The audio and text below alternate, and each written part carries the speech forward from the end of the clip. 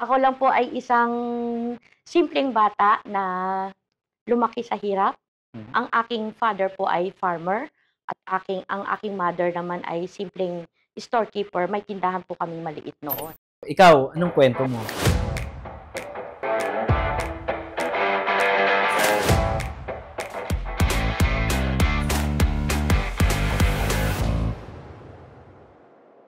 Hello! Mentor Mike here. Nandito na naman tayo sa ating new episode at meron na naman tayong napakagaling na kasama sa ating Mentor Mike TV. So, kasama natin ngayon si Ma'am Marilu Tadaya Gabriel or ang tawag po sa inyo ay Architect Mayora. Yes po. Pwede niyo po bang pa-explain muna bakit ang tawag ay Architect Mayora? Actually po, nagsimula po yan sa aking mga group of friends na mga architect. Since mahilig akong magkawang gawa, nakita nila na, sabi nila, tawag namin sa'yo Mayora. So since hindi ka naman nagpapabayad ng kung ano-ano dyan sa mga ginagawa mo, kasi nakita po nila na pinupuntahan ako ng mga tao, not only in architectural works, pero talagang pang-community po yung mga lumalapit sa akin. Kaya tinawag po nila akong Architect Mayora. Pwede bang malaman, alam ko matagumpay na kayong negosyante, pero pwede po bang malaman saan nagsimula si Architect Mayora? Pwede nyo bang balikan nung bata kayo? Sino ba ang isang Architect Mayora? Saan kayo nag-aaral at anong ginagawa niyo? Ako po ay anak mayaman? Hindi po. Ako lang po ay isang simpleng bata na lumaki sa hirap. Ang aking father po ay farmer at ang aking mother naman ay simpleng storekeeper. May tindahan po kaming maliit noon. And then from there, natuto akong mag-business na, alam mo naman, pagkabata, pagka sa school, public school po kasi ako galing. So, nagtitinda ako ng mga candies. From there, nakukuha ko yung concept ng pagninegosyo noong nakikita ko sa mother ko. And then, nag-college ako sa Tarlac State University. And then, yun, nung nag-graduate na po ako, tsaka na po ako sumabak dito sa Maynila na binigyan lang ako ng 500 pesos ng magulang ko. That was year 1994. And then, ako nang bahala sa sarili ko. Hanap ka ng trabaho. In just 2 days after my graduation, nakahanap ako ng work dito sa Manila.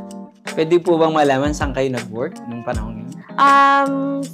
Yung una ko pong work is Japanese architecture, ang aming mga ginagawa noon. Ang dinodrawing namin is yung mga building na ginagawa sa Japan. Tapos pinapadala yung drawing namin through overseas courier services. Yun, ang aking first work. Wow. Tapos, paano ho kayo napunta sa pagninegosyo? So, kayo ba after ng pagiging empleyado ay nagtayo na kagad ng negosyo? Ay, hindi po. Ang una, syempre, empleyado po ako ng isang interior company.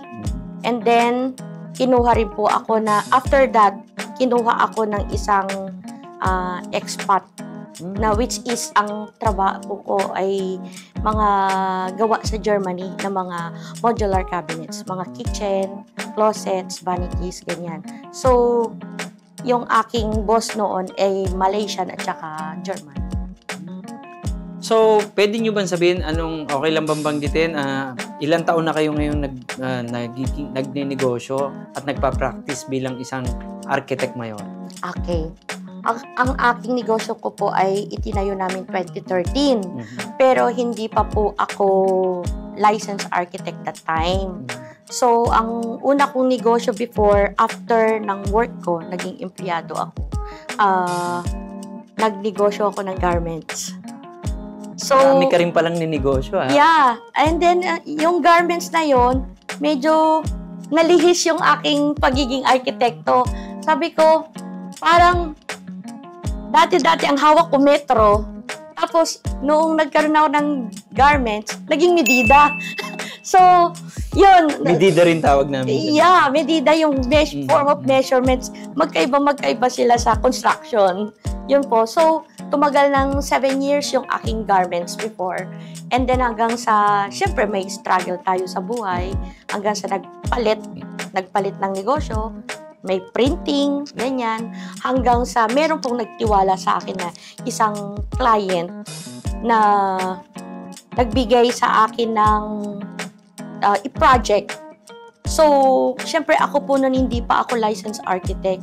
So, from that project, talaga pong kinip ko yung aking kinita. So, binigyan niya ako. Medyo huge yung project. Interior siya. So, modular cabinets lang siya. Pero, it cost million. So, yung kinita ko, tuwang-tuwa po ako nun. And then from there, nag-start na akong mag-sarili na ng negosyo. Na-mention nyo, nagkaroon kayo ng garments, napunta rin sa printing. Ano pa kung pinasok nyo? Ito na uli, architecture na.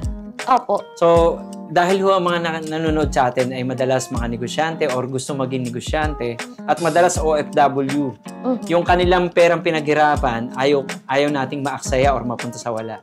Ano pong leksyon ang pwede nyo ma-share sa ating viewers sa Mentor Mike TV na pwede nyo bang i-share ng konti ano yung natutunan nyo sa garments at saka sa printing at bakit kayo bumalik uli sa architecture? So, ang paghahawak po kasi ng negosyo, dapat hands-on po tayo. So, if ever na magkaroon man ng konting struggle, dapat po alam yung patakbuhin. So, yun ang aking natutunan nung ako ay nagkaroon ng garments dahil hindi naman ako, unang-una, hindi ako marunong manahi. So, from there, kailangan matutunan ko kung paano umupo sa makina. Kailangan ko rin matutunan kung paano ang pattern making ng damit. Kasi in absence of your employee, dapat ikaw mismo na owner, alam mong gawin yon. So, yun nga po, yung maya advice ko lang po sa mga OFW, sa mga manonood natin na pag po magpapatayo tayo ng bahay, go to the right professional. So, for example po, kami trabaho naming mga arkitekto, number 1, yung orientation po ng bahay natin.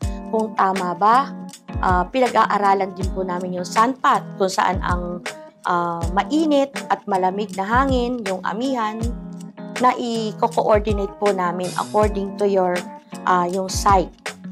Kasi una, ihingin po namin yung lot plan na para mapag-aaralan po namin doon ang orientation. Architect Mayora, ano yung pinaka-mahirap mong na-experience dito sa pagninegosyo? Dito po sa pagiging arkitekto ko.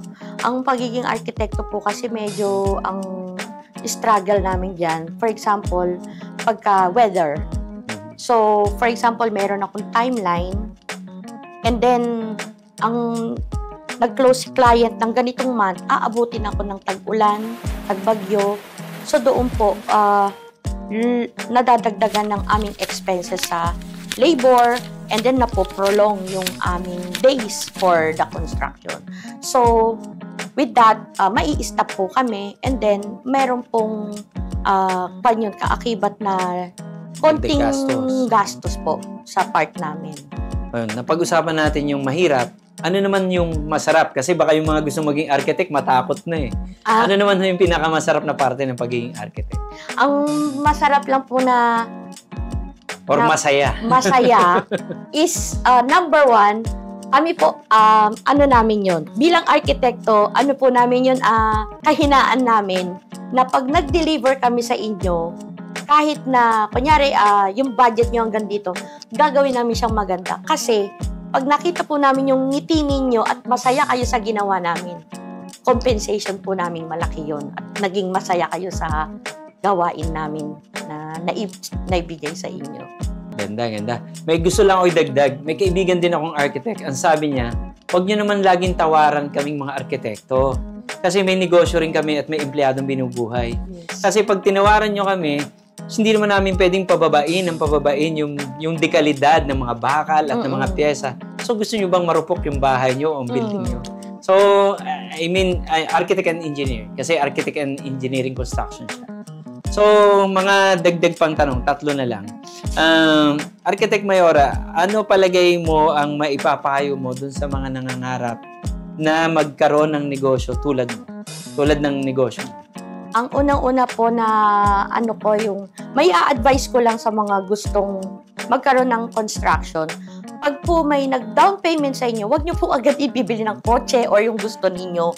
Kasi yung pong down payment is pang-start. So, from there, gagamitin po natin yung perang yon para maka-deliver tayo ng tama. Kasi yung iba na una yung, yes. yung forma. Kaya kung minsan po, sabihin nila, nalulugi sila.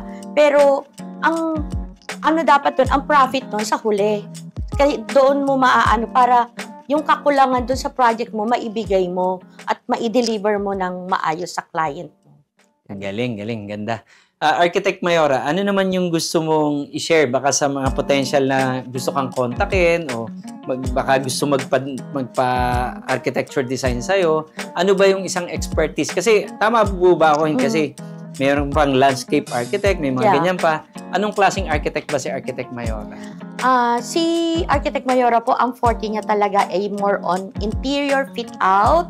At ang aking bread and butter ngayon ay modular cabinets, closets, kitchen. Kung ano po yung nakikita nyo sa mga YouTube, yung magagandang kusina, yun po yung aking pinaka-expert talaga. And then yung design and build, talagang ano ko na lang yun, bonus ko yun dahil syempre, isa sa mga pinag-aralan natin. So yung interior is one of the specialized allied services sa aming mga architect. Last ng tanong, Architect Mayora, baka gusto mong i-share, may YouTube ka ba, Facebook, or TikTok? Alam mo naman, baka gusto mong i-announce yung negosyo mo para mapanood ng ating mga viewers o OFW yan. I-follow and share nyo na lang po ako sa yung Architect Mayora's page. Makikita nyo po doon. At yung Facebook ko, yung buong pangalan ko po, Architect Marilu Tadaya Gabriel. Ayun, and then, pwede nyo po akong makontak sa 0917-312-2699. Last na tanong, si Architect Mayora ba ay sobrang mahal, gitna, o mababa lang ang singil? Kasi normally tatanong, magaling nga, pero mukhang ano bang? Ako po yung sa akin, I work with your budget. Yun naman pala eh. Madaling kausap si Architect Mayora. So, meron po ba kayong gusto pang idagdag or katanungan or anything? Ako po yung may tanong sa inyo, Sir Mike. Paano nyo nahahati yung time ninyo bilang kayo successful business owner na ngayon? Palagi ko naman, lahat tayo successful. Basta gumising tayo at humihinga, successful tayo kay God sa mata ng ating Diyos. Kasi technically, pantay-pantay lang tayo dito. Ito ay isang malaking laro sa akin. At alam ko, ganun yun. So, sa tanong nyo kung paano nahahati, minsan tinatanong ko rin dahil kung ginagawa. Yes. Pero I believe, yung lakas at kahinaan galing kay God. Yes. So, kung binigay niya sa akin to, pinagising niya ako, may kumontak na tao sa akin, ito yung gusto niyang pakausap sa akin. Or biglang may listahan ako na wala, ayaw niyang pakontak sa akin. Correct. Tapos minsan naman may lista ako, hindi wala siya sa lista, tapos biglang parang bumabalik-balik siya sa mind ko. Kailangan ko siguro kausapin tong taong to. Yung tatawagan ko. Parang may bumubulong So, nangyayari meron din kaming tinatawag na, alam niyo ng aming company, meron kaming traffic light culture. So, sa mga viewers natin, bago to sa inyo. Ngayon ko lang to share kasi ayaw kong i-share eh. Meron kaming tinatawag na top 3 green. Favorite ko kasi yung top 3 para and top 8 yellow, and top 12 red. So, yung importante, pag natapos ko yung top 3 na green, lilipat ako sa yellow. Yes. Pagka yung 8 na yellow, natapos ko, lilipat ako sa 12. Pero never ko pang nagawa sa buong buhay ko, natapusin lahat yun in a day. So, sa akin, may matapos akong 1, 2, 3, thankful na ako kay God. So, productivity hack ang tawag ko doon. Yes. Kung may life hack, productivity hack naman. Kasi sa ito gusto natin, marami tayong gustong gawin eh. Totoo po yan. So, yun lang po. At ako gusto kitang gayahin doon, Sir Mike. At the end of the day, yung lakas nga natin gagaling. Yeah. So, salamat ho at nagpaunla kayo sa aming may kaunting kwentuhan. Ang tawag ko natin dito, Kwentuhan with Mentor Mike. Yeah. At sana hindi lang ito ang una. Magkita pa ulit tayo. Pwedeng bisitahin namin kayo sa inyong lugar. Pwede po. Pwedeng halimbawa, may bago kayong project, pwede nyo ipakita. At sige po. makapagkwentuhan ulit. Opo. Ayun, muli, tapos na naman tayo sa isang episode. At kayo, mga viewers, ikaw, anong kwento mo? This portion is brought to you by Wind Freight Express Total Logistics, 88 We Serve Corporation, Taal Maranans Farmville, 88 Mars Mega Realty, Millionaires Resort Group, 88 Ace Production, Zion Resort Nasugbu, Botolan Beach Manor, 88 Sun Freight Express Corporation, and My Superhero Friends Foundation.